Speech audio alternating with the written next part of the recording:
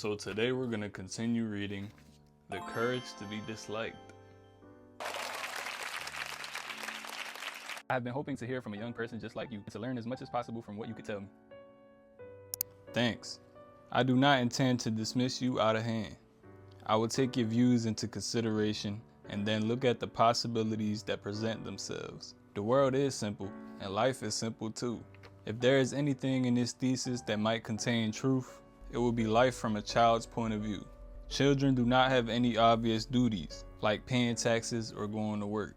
They are protected by their parents and society and can spend days free from care. They can imagine a future that goes on forever and do whatever they want. They don't have to see grim reality. They are blindfolded. So to them, the world must have simple form.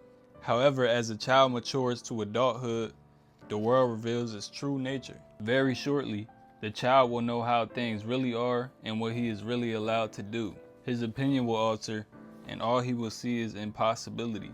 His romantic view will end and be replaced by cruel realism. I see. That is an interesting view.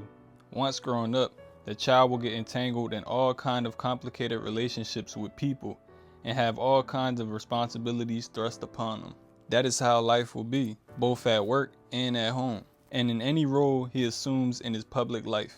It goes without saying that he will become aware of the various issues in society that he couldn't understand as a child, including discrimination, war, and inequality, and he will not be able to ignore them. Am I wrong? It sounds fine to me. Please continue. If we were still living at a time when religion held sway, salvation might be an option because the teachings of the divine were everything to us. All we had to do was obey them and consequently have a little to think about. But religion has lost its power and there is no real belief in God. With nothing to rely on, everyone is filled with anxiety and doubt. Everyone is living for themselves. That is how society is today.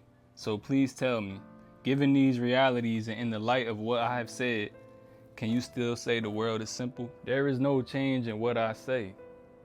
The world is simple and life is simple too.